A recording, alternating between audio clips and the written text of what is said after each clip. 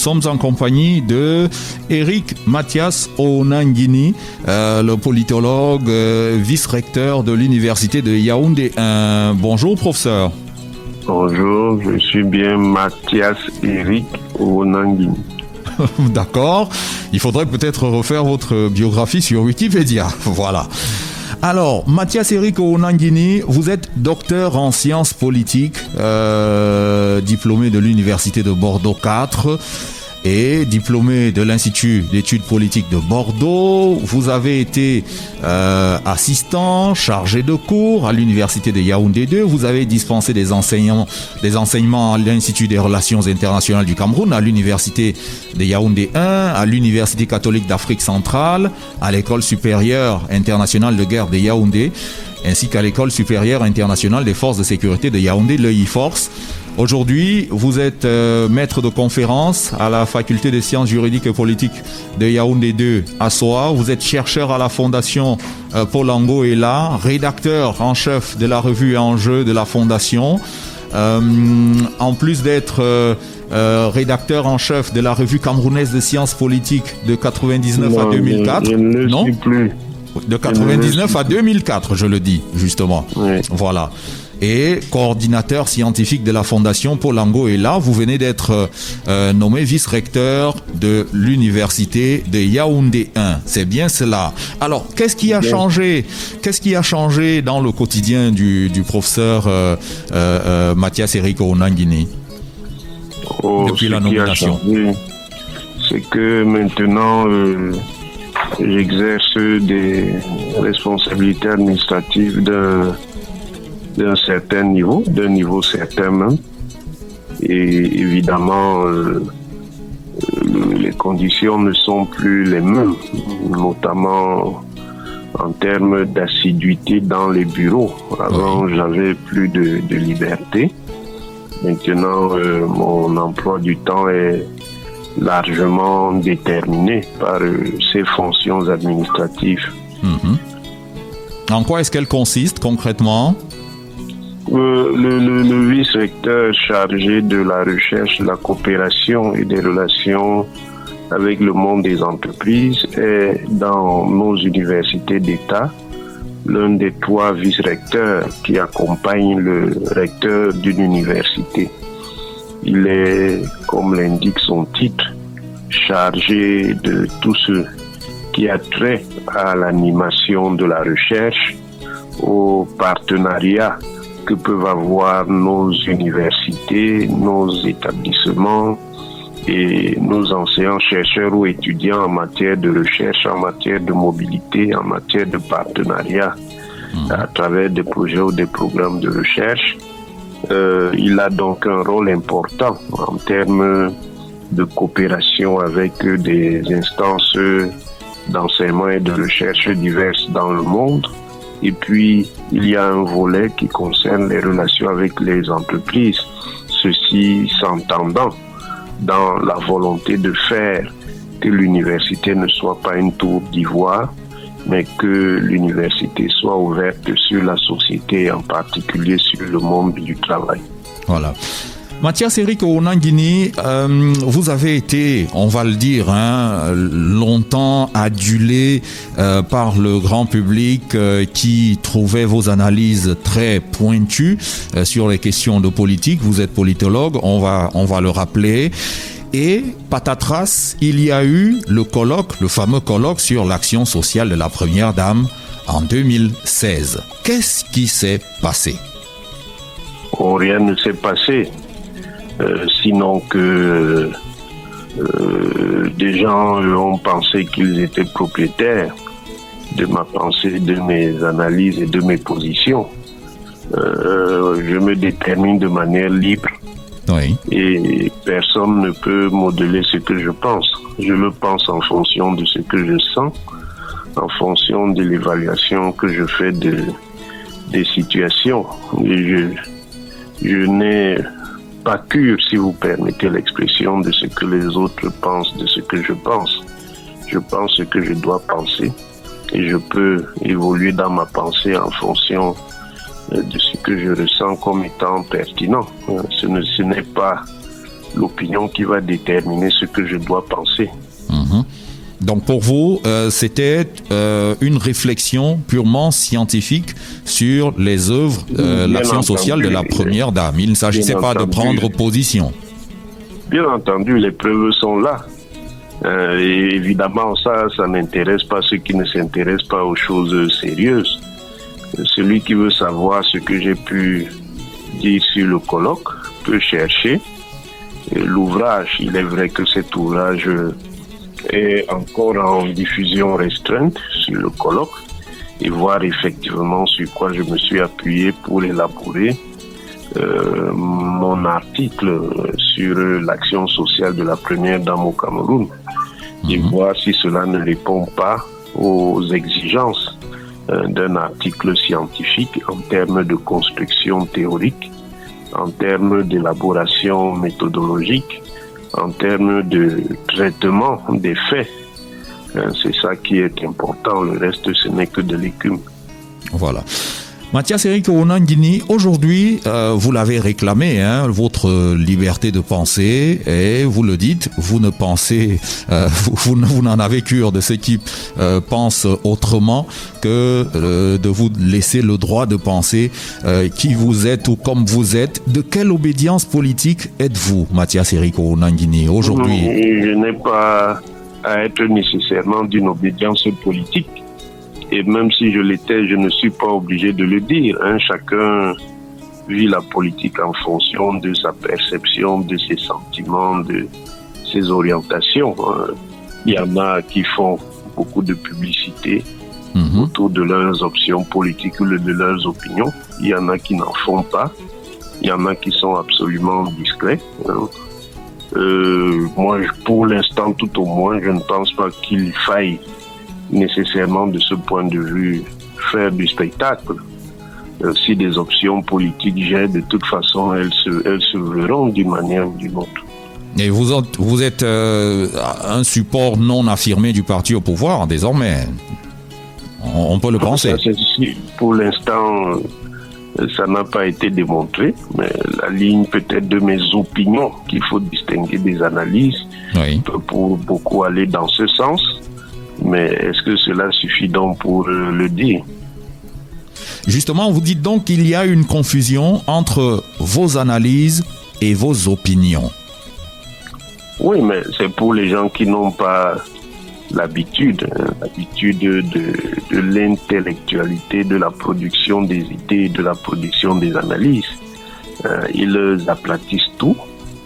Vous construisez une analyse qui est scientifique. Ils ne la voient que sous le registre de l'émotion, de l'humeur ou de l'opinion.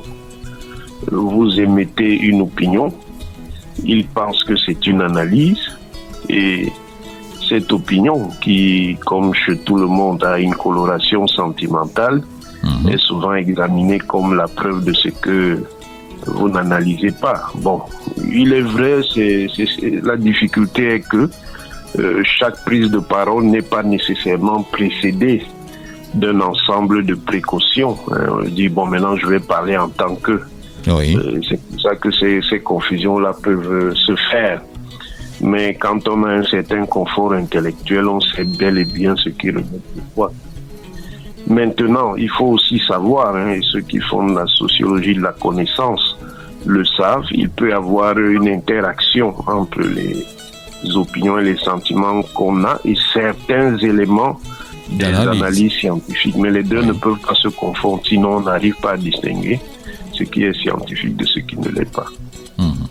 Alors, et quand par exemple vous dites que la libération des leaders anglophones de la crise anglophone est une erreur, c'est une opinion ou c'est une analyse? C'est d'abord une analyse, et puis il peut y avoir des éléments qui ont trait à l'opinion de loin, mais c'est une analyse.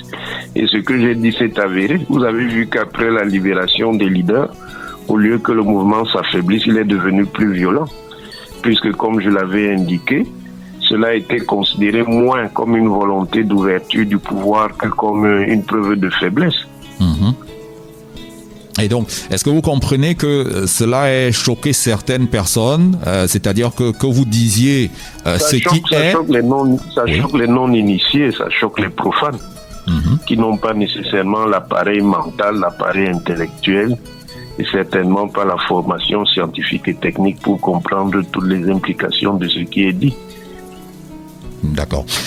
Mathias Eric Onangini, on vous a affublé d'un terme, celui du créateur du mot ethnofasciste. Qu'est-ce que c'est? Bon, ça c'est d'abord la preuve de ce que ceux qui le disent sont très incultes. Je n'ai en rien du tout inventé le terme ethnofasciste. Le terme ethnofascisme a été forgé dans les années 1980 par l'éminent professeur Hubert Monondiana dans des luttes politico-intellectuelles et politico-idéologiques qui avaient lieu dans un Cameroun en transformation, en fait en transition entre l'ordre politique de parti unique, l'ordre politique de monopole, et puis l'ordre politique pluraliste à vocation démocratique. Oui. Monondiana utilise ce concept après avoir observé un certain nombre de faits sur la scène sociétale, la scène politique camerounaise, et il l'utilise à l'occasion d'une conférence qui a lieu en mars 1987, je crois, au club UNESCO de l'université de Yaoundé, qui n'était pas encore l'université de Yaoundé 1. Et à cette occasion, il y avait d'autres panélistes comme Feu David Ndachitagne, critique littéraire et journaliste à Cameroun Tribune. Il y avait Basek Bakobio, le cinéaste et critique littéraire et écrivain, et d'autres encore qui ont assisté à cette conférence. Oui. Et ce concept-là, en réalité, est construit à partir de la lecture de certains textes qui ont été produits précisément dans ces années 1980.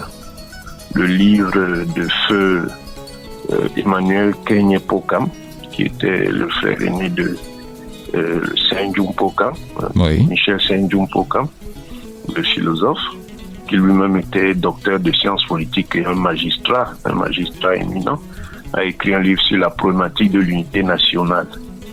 Il y avait le livre écrit par Victor Kamga, Cameroun, duel démocratie ou barbarie. Duel camerounais, démocratie ou barbarie.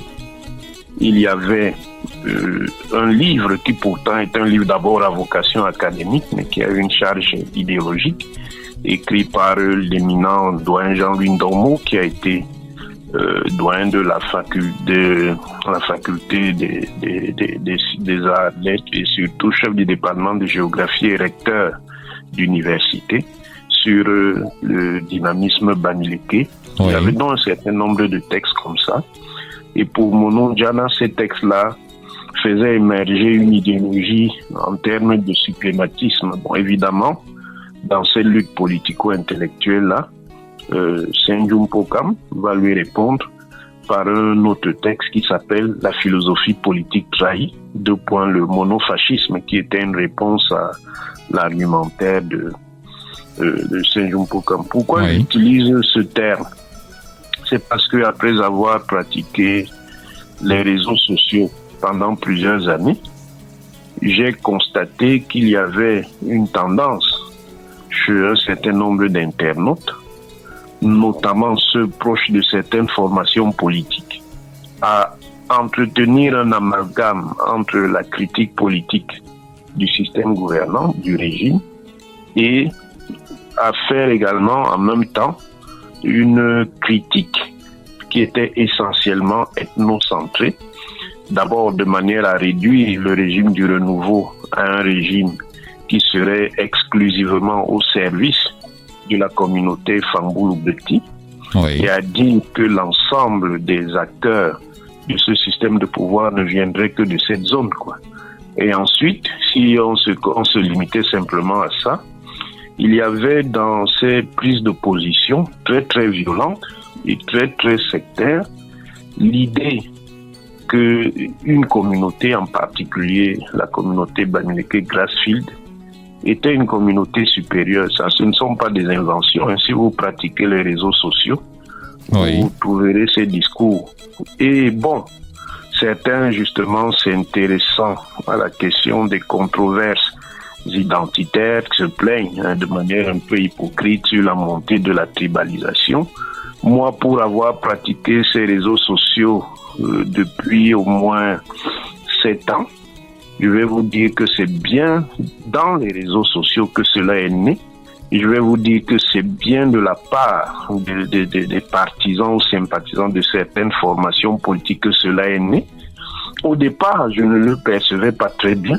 Oui. Mais les choses ont commencé à devenir très très nettes justement à partir du fameux colloque où j'ai donc insisté pour mieux regarder ce qui était en train de se passer et j'ai commencé donc à comprendre beaucoup de choses. D'ailleurs, dans ces attaques-là, évidemment, à partir du moment où un certain public estimait que je n'étais plus dans le sens de ce qu'il attendait, évidemment, j'ai été abondamment vitupéré, insulté, calomnié, avec toute la grossièreté, la violence qu'on connaît dans ce genre de situation. Ça m'a amené à m'intéresser à ça. Oui. Alors, professeur Mathias Eric Onanguini, finalement, vous dites il y a des partis politiques qui ont leurs sympathisants qui sont donc dans ce tenant ethno-fasciste là. Disons que les polémiques, ce sont eux qui les ont commencé, bien entendu. Et quand ils les ont suscités, d'autres ont pu s'en emparer. Mais à la différence des premiers, il n'y a pas chez les autres une vision claire en termes de positionnement politique, même si on peut sentir qu'ils ont certaines sympathies politiques. Oui. Ça n'apparaît pas comme étant lié à une organisation politique, notamment ce qu'on appelle commodément le parti au pouvoir, le RDPC, que son président national appelle plutôt le parti proche du pouvoir. Il n'y a pas un tel lien. Or, vous avez bien vu que lors de la lutte sur le verdict de l'élection présidentielle de 2018, à l'occasion du contentieux constitutionnel, oui, le président du mouvement pour la renaissance du Cameroun, une formation à laquelle d'ailleurs, d'une certaine manière, j'ai contribué à la mise en place. On va en parler. Si je voulais même polémiquer, je dirais que le jour où le nom de ce parti a été donné, le professeur Maurice Kamto n'était pas là. Et il n'était pas parmi ceux qui ont approuvé les premiers l'idée que cette formation-là s'appelle comme ça, mais pour un certain nombre de raisons, ayant déjà commencé à voir certaines choses, finalement, une bonne partie des gens qui étaient associés à la réflexion qui a mené à cette formation n'y sont pas entrés. Donc, ce leader a bel et bien dit devant le Conseil constitutionnel ce qu'on sait. Il a rappelé ses origines communautaires. Bon, on peut ne pas approuver, mais pourquoi pas. Oui. Mais ce qui est inquiétant, c'est qu'il a lié donc cette référence à ses origines communautaires à la stigmatisation d'une autre communauté, en indiquant, en se demandant s'il fallait passer un concours et être de cette communauté-là pour être président. Et ça, c'était la démonstration en direct, in vivo, de ce dont je me suis plaint pendant de longs mois avant l'élection présidentielle, en rapport précisément avec cette prose ethniciste qui a commencé à se développer bien avant le MRC, mais bon, ça c'était très localisé, hein. C'était des gens un peu fous, sinon très fous, comme un certain écrivain dont je n'aime pas beaucoup prononcer le nom, qui déjà à l'époque, même quand j'avais un autre positionnement, m'attaquait parce que justement lui, il était déjà dans une logique ethniciste. Et pour lui, quelqu'un qui était un Famboul ou d'autres diraient aujourd'hui Ekan, ne pouvait pas critiquer le régime du renouveau puisqu'il était de cette communauté.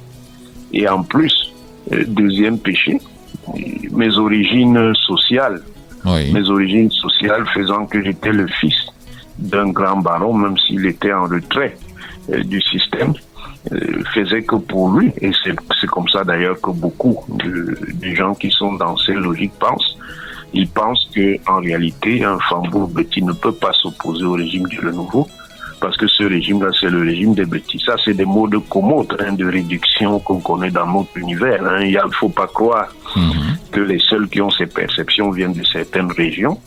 C'est un schéma de base que l'on trouve pratiquement dans nos régions. Mais le problème, là où c'est plus grave, c'est quand ça commence à prendre une forme doctrinaire et une forme idéologique, doctrinale, écrite. Et c'est là où ça devient donc dangereux. Et c'est ça, justement, que je dénonçais. Bon, évidemment, les gens ont voulu réduire ça comme ils ont voulu réduire, mais bon, ils n'ont jamais eu en réalité de vraies substances pour m'accuser de ce dont ils m'accusent, notamment de tribalisme. Je suis très loin de tout ça. Mais en même temps, on vous a entendu, pas qu'une seule fois, parler de ce parti comme étant un parti bahamique, la secte bahamique. Non, ça c'est faux. Jamais. Oui. Vous voyez donc comment les gens construisent de fausses perceptions. Je défie n'importe qui. Je défie, je dis bien, sur cette terre, je ne dis même pas au Cameroun, de montrer un seul propos où j'ai traité le MRC de parti bahamique. Ça, ce n'est pas mon langage.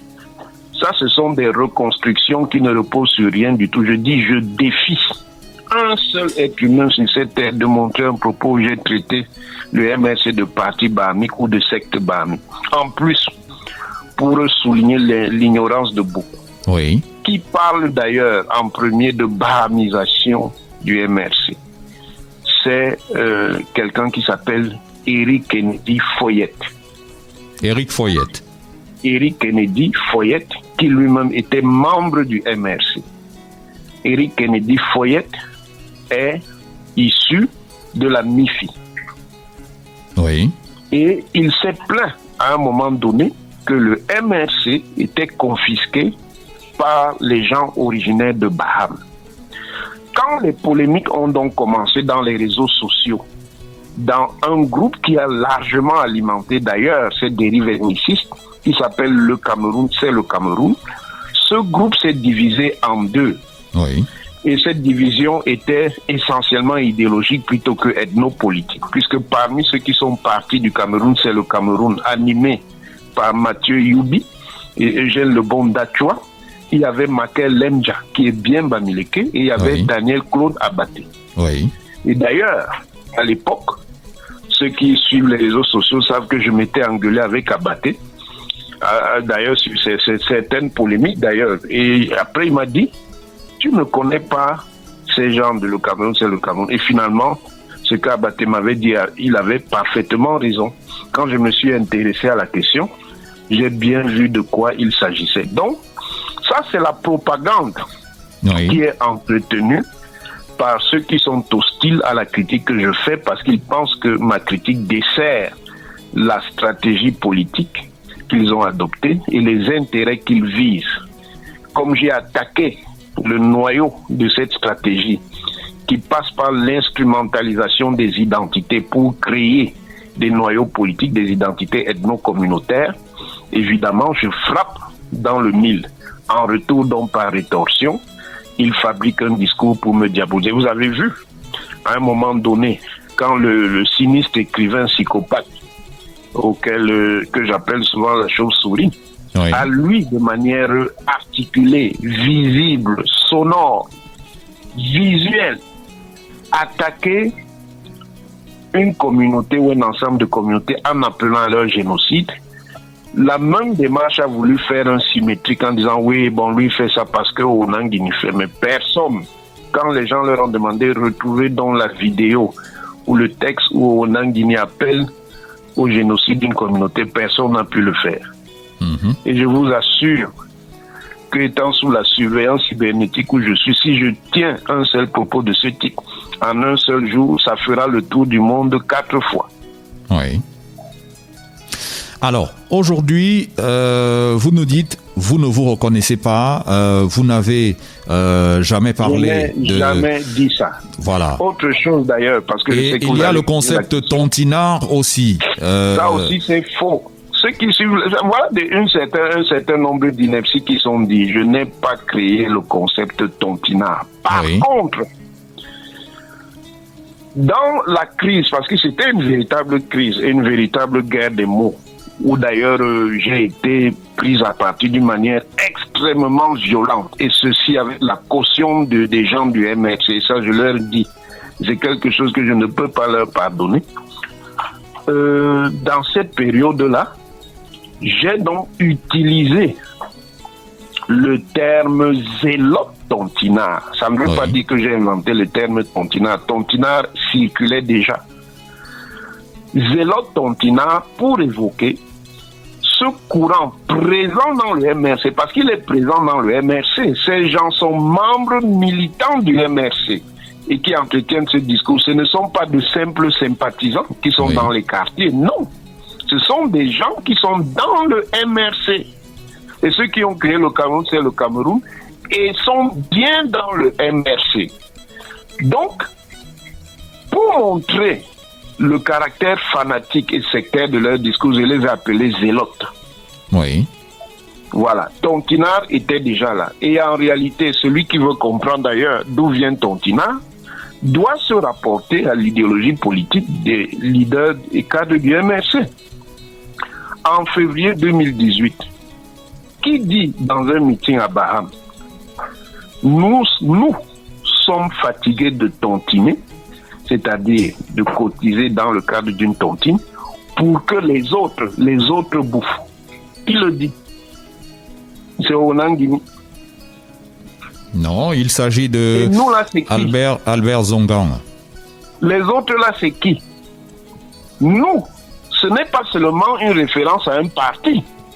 On n'a pas dit nous, les gens du MRC, on a dit nous sommes fatigués. Les autres, quels autres? Les autres là, c'est le RDPC? Certainement pas. Qui dit à Bafoussam, peu de temps avant l'élection présidentielle, le pouvoir au Cameroun a déjà été au nord, il a déjà été au centre, au sud. Maintenant, c'est le tour de l'ouest. Et c'est même déjà allé à l'est parce que la première dame est de l'est, ce qui d'ailleurs au passage est faux. C'est Ronan Guini qui le dit. Ça, c'était des démonstrations pratiques de ce que j'ai dit pendant des mois sur les réseaux sociaux. Oui. Et c'est là, c'est probable, parce que moi-même je cherche, comme je dis souvent, qui a inventé le terme tontinard. Jusqu'à présent, je n'ai pas encore strictement trouvé. Mais ce n'est certainement pas moi. D'accord. Alors, Mathias Eric Onangini, vous n'êtes pas à l'origine de ce concept-là. Vous n'êtes pas non plus à l'origine du concept d'ethnofascisme. Mais en même temps, on vous colle à la peau l'image de quelqu'un de tribaliste. Est-ce que vous êtes tribaliste? Monsieur Asako, ça c'est un vrai blasphème, parce que si vous connaissez mes identités, ce n'est même pas possible. Je les connais. Je vais vous dire pourquoi. Moi, je m'appelle Mathias Eric Onangini.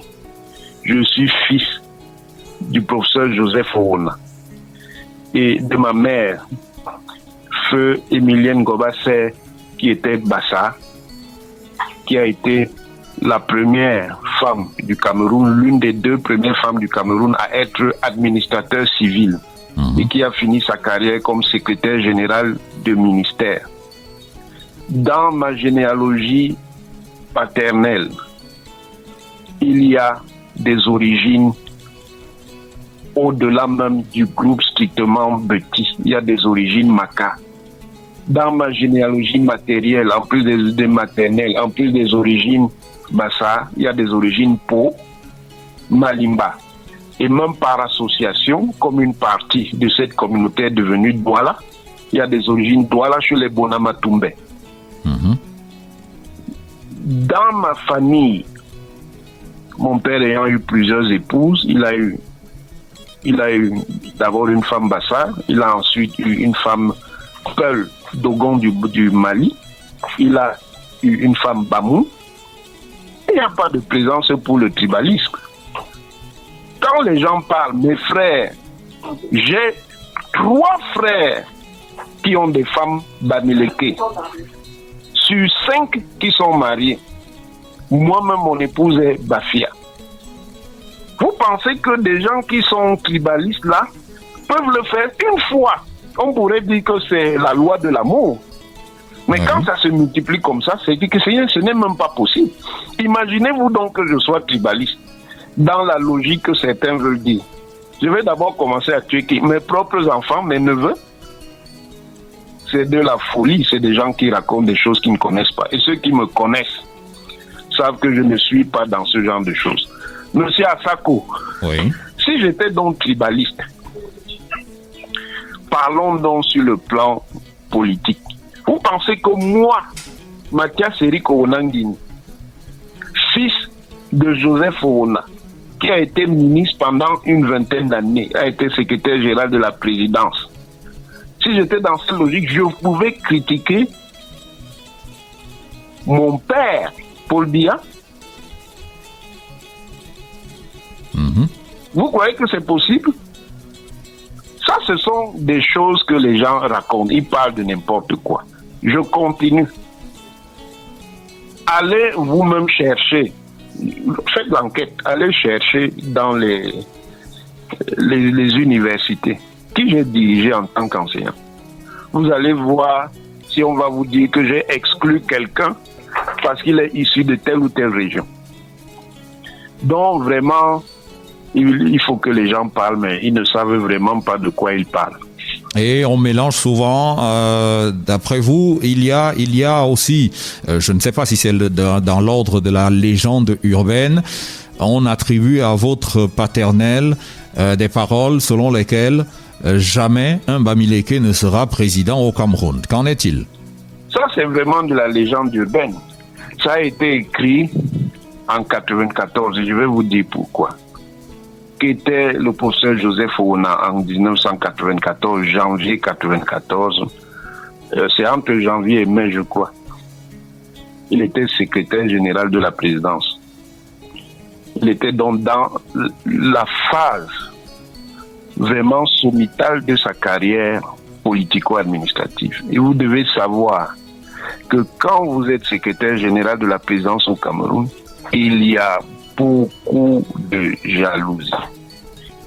Et la jalousie ne provient pas que des gens qui sont en dehors du système, si on peut l'appeler comme ça. Elle vient évidemment de l'intérieur du système, de ceux qui veulent occuper votre position. Qui l'a écrit? C'est un certain N'Djana Seme. Et vous savez ce qu'il a fait quand il a écrit ça? Une interview qui n'a jamais existé. N'Djana Seme ne peut pas vous montrer un enregistrement où il est parti, il a enregistré une interview dans laquelle le professeur Joseph Oona aurait dit cela. Il le dit sur la base de quelque chose qu'on ne peut pas prouver. Donc, c'est de la pure spéculation, parce que c'est vous qui faites du journalisme. Oui. Vous savez dans quelles conditions un journaliste recueille des propos dans le cadre d'une interview.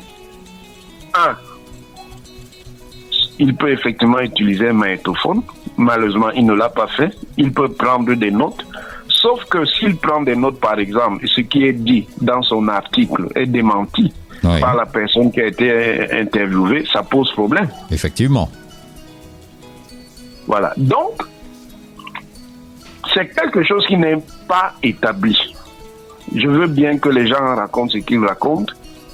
Comme avait dit le président Bienjou, où sont les preuves? D'accord. Donc, vous n'avez aucun problème. Je vous ajoute, j'allais oublier. Oui. N'Djana Seme, après son article, a fui le Cameroun. Fui.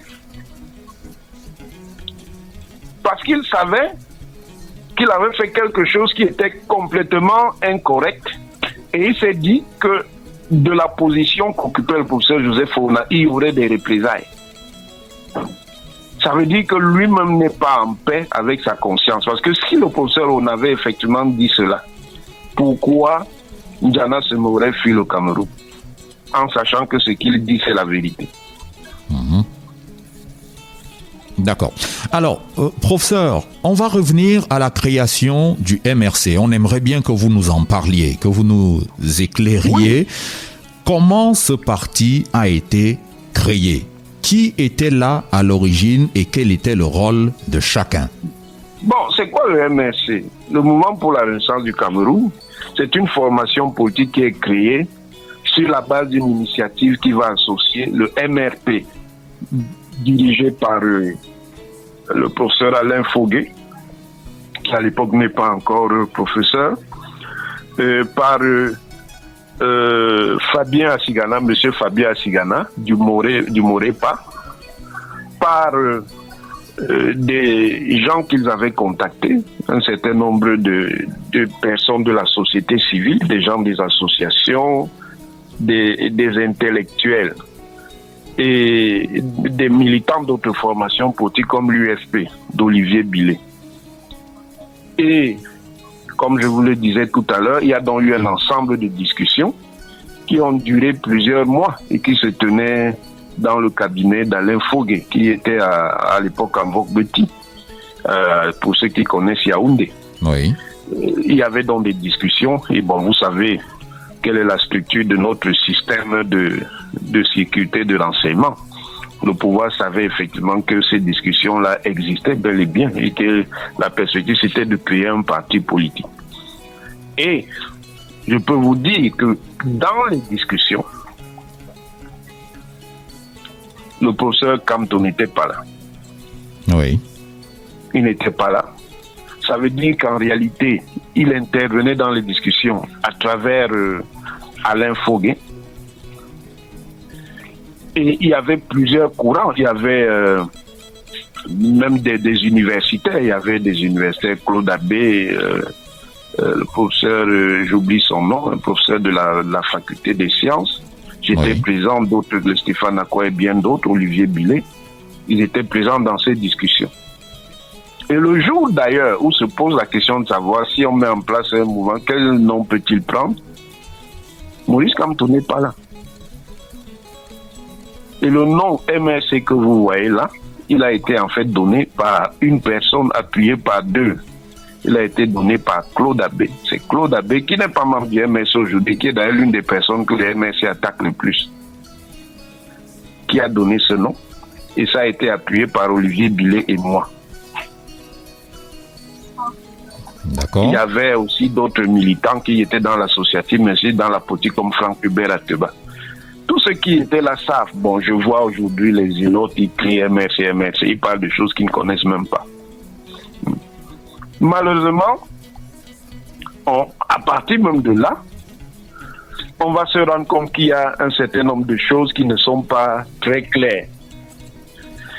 Il y a d'abord un problème, il y a une obsession anti-SDF qui était intrigante. Et on a demandé, mais pourquoi vous en voulez tant au SDF? Si vous estimez que le SDF n'a pas la bonne logique, créez simplement votre formation politique. Votre problème n'est pas de les attaquer.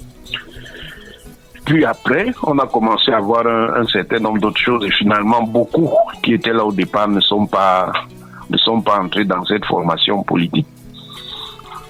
Et on va constater, à partir de 2014, alors que le MRC existe depuis à peu près 2 ans, qu'un certain nombre de problèmes se posent déjà. Il y a des militants qui étaient dans le MRC et qui étaient dans la société civile, comme il y avait un militant qui s'appelait Momo, je crois, Claude, qui lui est resté dans la formation jusqu'à sa constitution définitive. Et un jour, je le revois, je dis, alors comment ça va le MRC? Il dit, non, vraiment, ça ne vaut pas la peine. Qu'est-ce qui se passe là-bas? Le tribalisme. Or, Momo est de l'Ouest, il est Bamileke. Il indexait déjà le tribalisme. On a parlé tout à l'heure d'Éric Foyette, qui lui aussi est Bamileke et indexait le tribalisme. Donc les critiques même sur l'ethnicisme au sein de cette formation politique ne viennent pas de l'extérieur, des gens qui n'en sont pas membres. C'est des gens qui ont été membres du MRC. On peut aussi le dire pour Joseph-Marie Elundu, qui est entré dans le MRC, a fini par en démissionner, Franck Hubert Ateba, Fabien Assigana même et d'autres. Allô? Oui, oui. Donc, voilà. D'après vous, tout cela ont eu à faire face au tribalisme, entre guillemets, le tribalisme ambiant. Si vous faisiez une enquête, si vous aviez écrit un livre sur le MRC, je vous renverrai vers ces personnes, elles-mêmes vont vous dire Même on vous dit l'impression que cette formation politique leur a donné. Mais aujourd'hui, est-ce que avec le passage à l'élection présidentielle de 2018, le boycott et tutti quanti, est-ce que le MRC n'a pas changé de fusil d'épaule? Est-ce que, d'après ce que vous savez, il est toujours victime de tribalisme? Pas du tout. Il se sert toujours du tribalisme? Au contraire, je vais vous dire pourquoi. Ça n'a pas changé du tout. Regardez les liens qui se sont tissés entre le MRC et ce qu'on appelle la BAS, la brigade anti-sardinat. Autre mot qu'on a voulu m'attribuer, mais en réalité, ce n'est pas encore une fois, c'est pas moi. Et je vois même des gens qui disaient qu'ils font de la recherche, raconter ce genre d'ineptie. La brigade anti-sardinat, c'est quoi? La brigade anti-sardinat, en fait, c'est une initiative qui consiste à récupérer des activistes marginaux, des activistes anti-régime, marginaux, parce qu'en réalité, ils n'ont au-delà de la gesticulation, aucune portée décisive sur les rapports de force politique au Cameroun. Les gens du Code, les gens du CCD, qui vont donc se fusionner pour constituer la brigade anti-sardinat. Je vous laisserai vous-même apprécier quand vous connaissez la composition anthroposociologique de ce groupe. Je vous laisserai apprécier les méthodes de ce groupe. Quand il est allé attaquer des artistes, c'était pour qui? Pour l'essentiel, c'était des artistes petits, des artistes pratiquant le genre Bikutsi, qui pour la plupart, même s'ils ne le sont pas tous, sont petits. Même s'il y en a d'autres groupes communautaires, notamment de la communauté Bamileke. Ils les ont agressés. Ils ont agressé des artistes. Makossa, pourquoi? Parce qu'ils reprochaient à ces artistes d'avoir participé à des concerts dans le cadre de la campagne du parti au pouvoir. Mais c'est du fascisme, monsieur Asako. Oui, mais cela n'a rien à voir avec l'ethnie ou la tribu. Non, je vous ai dit, il faut regarder, puisqu'on y est, il faut regarder l'identité de ceux qui sont attaqués. Voyez également la stratégie de la BAS consistant à attaquer un certain nombre de personnes jugées partisans du pouvoir. Ils vont attaquer qui? Ils vont attaquer ces artistes-là qui viennent essentiellement des régions du centre et du sud et qui sont la communauté Beti. Ils vont attaquer des personnalités essentiellement sous un angle ethnique, mais aussi sous un angle idéologique, parce qu'ils vont attaquer notamment, mais c'est dans la logique en fait de rétorsion, ils vont attaquer des chefs Bamileke en leur reprochant leur soutien à un régime qu'ils considèrent comme étant contrôlé par une autre communauté. Donc c'est cette logique-là. C'est cette logique-là. Voilà. Oui. Alors, quel est votre regard sur la marche politique à l'heure actuelle, avant de sortir très rapidement la scène politique actuelle? Vous voyez le RDPC en train de perdurer, tout écrasé sur son chemin pendant combien de temps encore? Moi, je n'en sais rien. La dynamique politique dépendant d'un certain nombre de facteurs, et pas seulement des facteurs permanents, des facteurs structurels, mais aussi de facteurs conjoncturels et aléatoires. Ça veut dire que quelque chose qui est installé depuis longtemps, en fonction de certaines circonstances, de certaines conditions, peut évoluer. Toujours est-il que pour l'instant, le RDPC conserve suffisamment de poids pour rester en position centrale. Il bénéficie notamment de sa rente d'occupation du pouvoir. Monsieur Asako, un parti et ses réseaux, des réseaux qui lui ont préexisté et qui se sont exprimés dans un autre parti dont il est l'émanation, l'Union nationale camerounaise, qui elle-même, même si c'est un composé de plusieurs formations politiques, était dominée par l'Union camerounaise, un parti qui a ses attaches historiques, qui contrôle dans le pouvoir depuis 60 ans. On ne le défait pas comme ça, hein, monsieur Asako. Oui. Et en l'occurrence, il n'a pas perdu le pouvoir, même avec les secousses qu'il y a pu y avoir, que ce soit le push manqué. Bon, c'est vrai, le RDPC en tant que tel n'existait pas à l'époque, mais que ce soit surtout les années de Blaise, dans les années 90. Le RDPC n'a pas perdu le pouvoir. C'est un ancien parti unique. C'est un parti qui a développé un appareil qui est puissant. Oui. Beaucoup considèrent qu'il n'est pas populaire, mais c'est un appareil puissant et omniprésent. Et avec une certaine naïveté, beaucoup d'opérateurs politiques d'opposition pensent qu'il suffit de critiquer le RDPC pour être sûr de le défaire. Ce n'est pas aussi simple que ça. Maintenant, est-ce que le RDPC va durer? Cela va dépendre de la manière dont un certain nombre de choses vont se jouer. Oui. De la manière, par exemple, dont cette formation affrontera le passage, c'est-à-dire le moment où le président national ne sera plus là d'une façon ou d'une autre. Et ça peut créer des secousses comme on a vu dans d'autres pays. Donc, est-ce que le RDPC aura la maturité pour gérer ça et continuer à bénéficier de son avantage de représentation, qui est un avantage qu'on ne le construit pas comme ça? Ça veut dire que s'ils sont sages et intelligents, ils ont intérêt à conserver un appareil national. Parce que c'est ça qui fait la force du RDPC. Et d'ailleurs, bon, c'est là même où se situe sa force, parce que on peut aussi voir ses points de fragilité. Donc, on va voir comment ça va évoluer, mais il y a des partis qui ont résisté, même après la perte du pouvoir, en ayant un certain niveau de représentation.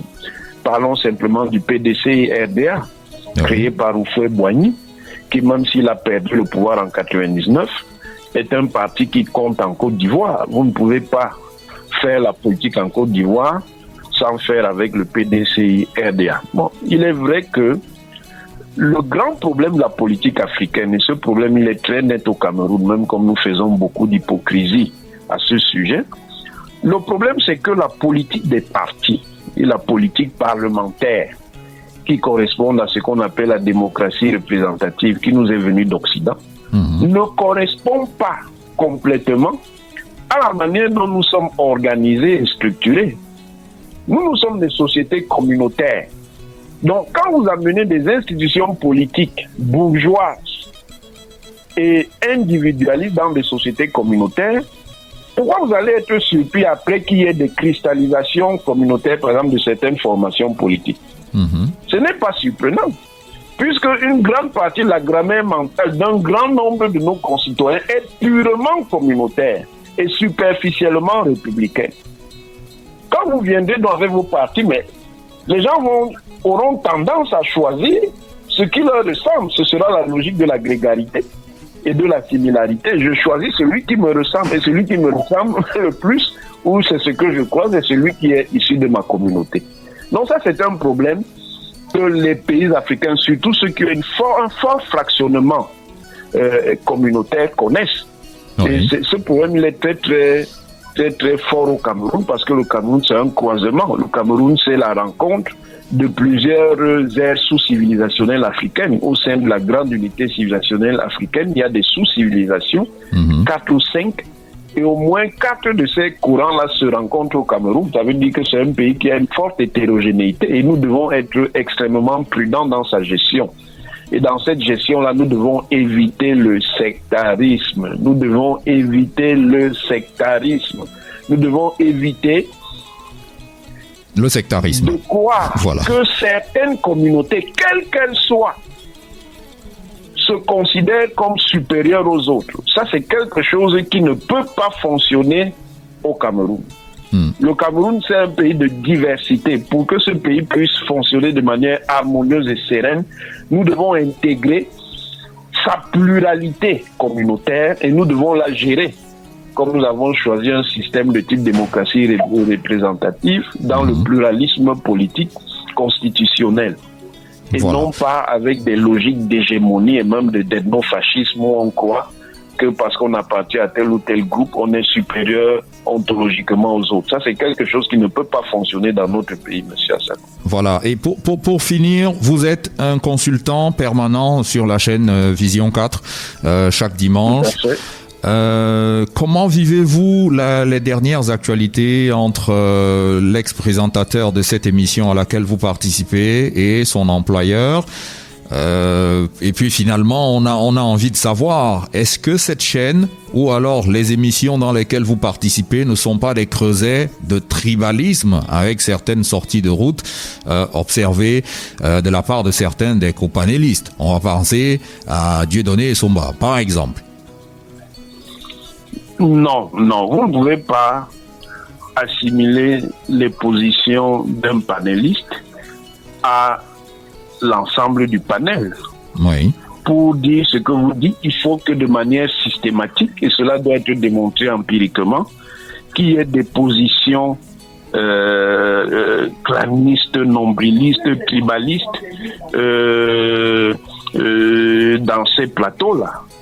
Ce que un panéliste dit à Club d'élite, vous n'allez pas dire que tous les panélistes le disent et que ce soit systématique. Ça, c'est des représentations purement fantasmatiques. Oui. Chacun a sa sensibilité. Dieudonné Somba n'est pas Mathias Eriko Onangini, n'est pas Ernest Obama, n'est pas Jean-Jacques Zeu, n'est pas tel ou tel qui intervient. Et d'ailleurs, d'une manière ou d'une autre, la pluralité est toujours reflétée là-bas, contrairement à ce que certains veulent dire. Personne n'a empêché le MRC, par exemple, de venir à Vision 4. Ils se sont disqualifiés eux-mêmes. Et en réalité, en fonction de leurs calculs purement ethnicistes. C'est pour ça que Vision 4 les a toujours dérangés. On sait pourquoi ils ne viennent pas à Vision 4. Parce qu'ils en veulent à Vision 4 d'avoir créé la concurrence dans un secteur où, par la logique ethniciste, ils croyaient qu'ils auraient le monopole à travers le fait que un certain nombre de chaînes ont des propriétaires venant de l'ouest de Bamileke. C'est de ça qu'il s'agit. Il faut dire les choses comme elles sont.